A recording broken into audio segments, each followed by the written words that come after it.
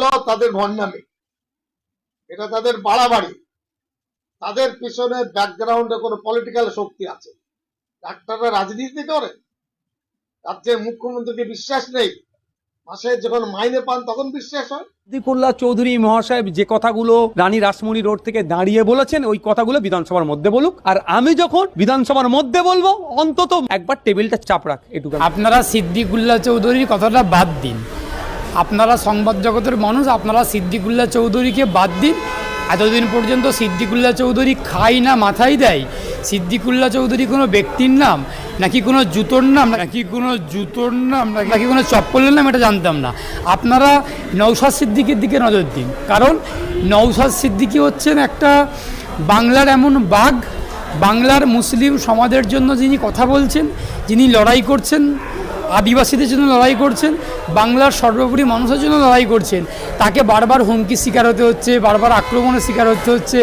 এই সিদ্দিকুল্লাহ চৌধুরীকে দিকে বরং আপনারা না নজর দিয়ে আপনারা নওশাদ সিদ্দিকের দিকে নজর দিন। তার কারণ আপনারা যদি কম্পেয়ার করেন, তুলনা করেন, দেখবেন সিদ্দিকুল্লাহ চৌধুরী নিজের টিকিটাকে বাঁচিয়ে রাখার জন্য, নিজের পদটাকে বাঁচিয়ে রাখার জন্য উনি 2016 সালে একটা সভা করেছিলেন। সেই সভা থেকে মাননীয় মমতা বন্দ্যোপাধ্যায় ভয় পেয়েছিলেন, থেকে ওনাকে সেই ভয় থেকেই ওনাকে একটা টিকিট দিয়ে এমএলএ করেছিলেন। এখন সিদ্দিকুল্লাহ চৌধুরীর থেকে আপনারা দেখলে বুঝতে পারবেন যে নওশাদ সিদ্দিকী, এই নওশাদ সিদ্দিকী মানুষের জন্য কথা বলছেন, মুসলিম সমাজের হয়ে কথা বলছেন, আদিবাসী তপশিলি দলিতদের হয়ে কথা বলছেন। উনি খায় না মাথায় দেয়, সিদ্দিকুল্লাহ চৌধুরী কোনো ব্যক্তির নাম নাকি কোনো জুতোর নাম, নাকি কোনো জুতো কোম্পানির নাম, নাকি কোনো কুকুরের নাম, এটা আমি বলতে পারবো না। তবে একটা পশ্চিমবঙ্গ সরকারের মন্ত্রী আছেন সিদ্দিকুল্লাহ চৌধুরী, এটা আমরা জানি, উনি গ্রন্থাগার মন্ত্রী। ওনার এই সব দিকে নজর না দিয়ে ওনার উচিত যে এই যে লাইব্রেরিগুলো পশ্চিমবঙ্গে আছে, সরকারি লাইব্রেরিগুলো যেগুলো আছে, সেই লাইব্রেরিগুলোতে কতগুলো গ্রন্থাগারিক, কতগুলো আধিকারিক রয়েছে, শূন্য পদ রয়েছে, সেই সবগুলো নিয়ে বরং নজর দেওয়া উচিত। সিদ্দিকুল্লাহ চৌধুরী পাগলের প্রলাপ বকছেন, ওনার নেত্রী বলেছেন যে ফোঁস করতে, উনি এতদিন পরে উনি ঘুমিয়েছিলেন, শীত ঘুমাতে ছিলেন, এতদিন পর ফোঁস করা শুরু করেছেন, ফোঁস করেছেন। মানুষের যখন ধোলাই খাবেন তখন বুঝতে পারবেন সিদ্দিকুল্লাহ চৌধুরী বা যারা যারা হুমকি দিচ্ছেন।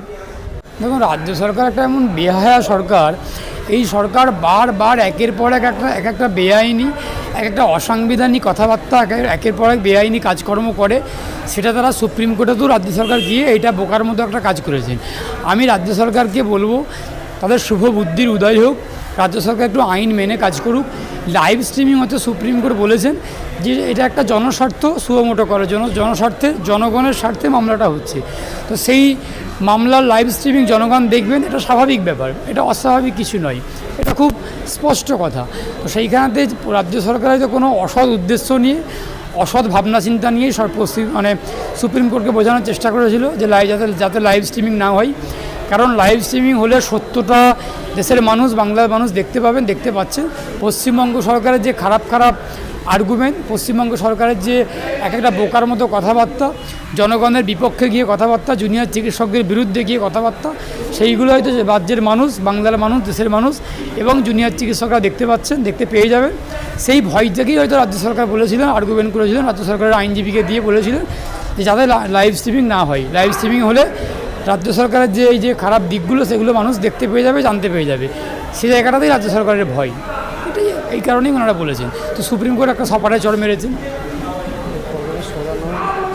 কালকে দেখলাম যে শেষ প্রান্তে আমাদের রাজ্যের গ্রন্থাগার মন্ত্রী সিদ্দিকুল্লাহ চৌধুরী, যারা জুনিয়র ডাক্তাররা স্বাস্থ্য ভবনের সামনে ধর্ণা দিচ্ছিল, বলছে ভণ্ডামি করা হচ্ছে, এদের পিছনে বিরোধী রাজনৈতিক দল রয়েছে, তাদের অর্থ যোগাচ্ছে, তাদের রাজকীয় এই ধর্ণা করার সুবিধে করে দিচ্ছে, এবং বললেন যে শেষমেশ যে মুখ্যমন্ত্রীকে বদনাম করার জন্য এইগুলো প্ল্যান করে এইগুলো করা হচ্ছে। কী বলবো? 3বার মুখ্যমন্ত্রীর সঙ্গে বৈঠকে 3বার তাদের ডেট হয় জুনিয়র ডাক্তারদের। শেষমেশ গতকাল বৈঠক হলো এবং বৈঠক শেষে বললেন যে সিপি বিনীত গোয়েলকে সরিয়ে দেওয়া হবে এবং বেশ কয়েকজনকে তাদের পদ থেকে সরিয়ে দেওয়া হবে। যে জুনিয়র ডাক্তারদের বেশ 4টি দাবি ছিল, প্রায় 4টি মেনে নিয়েছে মুখ্যমন্ত্রী। এই বিষয়ে আপনি কী বলবেন? কলকাতার পুলিশ কমিশনারের বিনীত গোয়েলকে যদি পদত্যাগ করতে হয়, তাহলে এটার জন্য কি পুলিশ মন্ত্রীকে পদত্যাগ করতে হবে না? এখন পুলিশ মন্ত্রী যদি পুরোপুরি দায়টা সরাসরি বিনীত গোয়েলের ঘাড়ে চাপিয়ে দিয়ে বিনীত গোয়েলকে পদত্যাগ করার কথা বলেন, জুনিয়র চিকিৎসকদের যেমন দাবি ছিল বিনীত গোয়েলের পদত্যাগ, তেমন বাংলার আপামর সাধারণ মানুষের দাবি ছিল কলকাতার পুলিশ কমিশনারের বিনীত গোয়েলকে পদত্যাগ করতে হবে। পাশাপাশি বাংলার মানুষের দাবি ছিল পুলিশ মন্ত্রীকেও পদত্যাগ করতে হবে। আমরা খুব স্পষ্ট করে স্পষ্ট ভাষায় বলছি, সাধারণ মানুষ বলছি যে বিনীত গোয়েল যে আছেন সিপি, তাকে যদি পদত্যাগ করতে হয়, এই পদত্যাগের দায় এই পুলিশ কমিশনারের বিনীত গোয়েলের।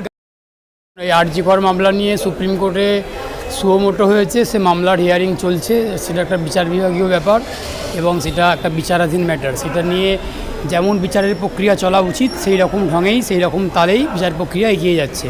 এই নিয়ে একজন আইনজীবী হিসাবে সেরকম বিস্তারিত এই মুহূর্তে কিছু বলতে পারছি না, কারণ যেটা অর্ডারেতে যেটা পর্যবেক্ষণে সুপ্রিম কোর্ট বারবার বলেছেন, সুপ্রিম কোর্টের আজকে একটা বিশেষ করে পর্যবেক্ষণ যারা দেখছিলাম সেটা হচ্ছে যে একটা 27 মিনিটের নাকি সিসিটিভি ফুটেজ সিবিআইকে কলকাতা পুলিশ হস্তান্তর করেছেন।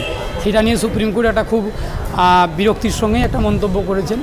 পাশাপাশি মহিলাদেরকে যে রাত্রিবেলা কাজে যোগ দেওয়ার কথা, কাজ থেকে বিরত থাকার কথা পশ্চিমবঙ্গ সরকার বিজ্ঞপ্তি জারি করেছিলেন, সেই বিজ্ঞপ্তিটা নিয়েও প্রধান বিচারপতি জাস্টিস চন্দ্রচূড় উনি উষ্মা প্রকাশ করেছেন।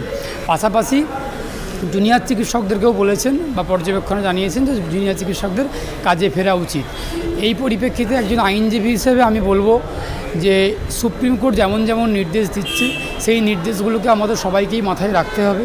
আমরা প্রত্যেকেই গণতান্ত্রিক রাষ্ট্রের নাগরিক, আমরা প্রত্যেকেই একটা শান্তিপূর্ণ দেশের নাগরিক যেখানে আইন কানুন আছে, আমাদের জন্যই তো আইন তৈরি হয়।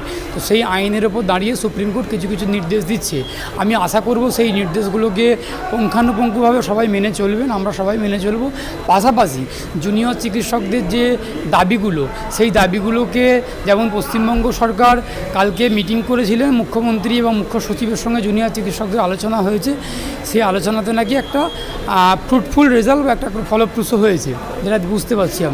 আমরা আশা করব যে জুনিয়র চিকিৎসকদের দাবিগুলোকে সরকার মান্যতা দিবেন এবং সরকার মান্যতা দিয়ে জুনিয়র চিকিৎসকরা সেই দিকগুলো বিবেচনা করে দেখবেন যে কতটা কি যুক্তিযুক্তভাবে এই আন্দোলন তুলে নেওয়া উচিত নাকি আন্দোলন চলবে। তবে আমি একজন সাধারণ নাগরিক হিসেবে, সহনাগরিক হিসেবে জুনিয়র চিকিৎসকদেরকে বলবো আপনারা আন্দোলন চালিয়ে যান, আপনারা লড়াই চালিয়ে যান। পাশাপাশি সুপ্রিম কোর্টের নির্দেশ মেনে আইনকে সম্মান শ্রদ্ধা জানিয়ে আপনারা আপনাদের জিবি মিটিং করে আপনারা কাজে যোগদানের কথা ভাবনা চিন্তা করতে পারেন। কিন্তু সরকারের ওপর একটা চাপ রাখতেই হবে, সরকার যেন কোনোভাবেই জুনিয়র চিকিৎসকদের দাবিগুলোকে যেন কোনোভাবে অগ্রাহ্য করতে না পারে, সেটা যেন মাথায় যেন জুনিয়র চিকিৎসকরা রাখেন, এটা বলবো জুনিয়র চিকিৎসকদের। রাজ্য সরকারের এত ভয় কিসের? যে আপনারা জানেন যে সুপ্রিম কোর্টের যে বিচার ব্যবস্থা চলে সেটা সরাসরি লাইভ টেলিকাস্ট হয়। রাজ্য সরকার আর্জি করেছেন যে এইগুলোকে বন্ধ করতে, লাইভ টেলিকাস্ট বন্ধ করতে, কিন্তু সুপ্রিম কোর্ট খারিজ করবে। কী বলবেন?